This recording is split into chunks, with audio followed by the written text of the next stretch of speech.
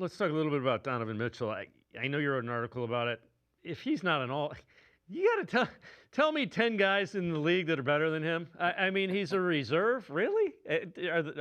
I get the record. Are people not watching this guy?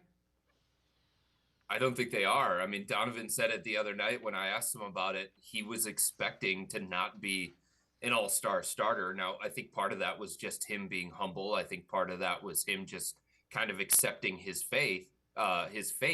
But I think what he was trying to point out is that we have been one of the most disappointing teams in the entire NBA, and those kinds of teams don't get rewarded. Look, last year, Dave, you know this. The Cavs had three all-stars. They had Darius, they had Evan, they had Donovan. They were the only team in the NBA with three. And a big part of why, All-Star Weekend became Cavs Central is because of what they did in the regular season, because of how good they were in the regular season, because those teams, you feel like as a voter, you have to reward them.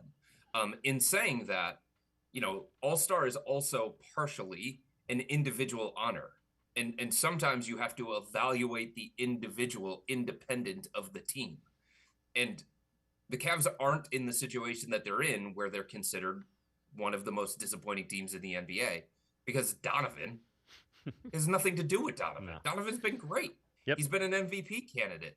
Like, they're a completely different team when he's on the floor versus when he's off the floor. They're in the situation that they're in because they've had a bunch of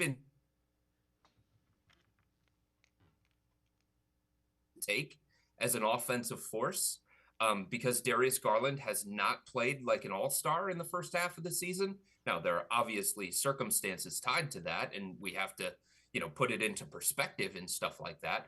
But for the most part, this has been an organizational underachievement in the first half of the year, top down. But Donovan's not a part of that. No. And I think as a voter, you have to look at it independent and say, oh my gosh, he's averaging a career high in points, career high in shooting percentage, career high from 3-point range. And he has one of the best net rating point differentials of any player in the NBA. Maybe we should reward that guy for the kind of season that he is having, even though the Cavs aren't having that kind of season. Look, if you just want one all-star representative from the Cavs because you think they're underachieving, sure, fine. Yep. Don't make Evan Mobley an all-star. He doesn't deserve it. He hasn't earned it.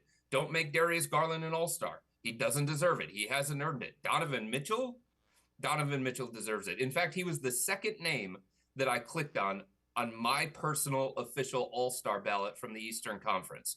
I clicked on Giannis first, and I clicked on Donovan second.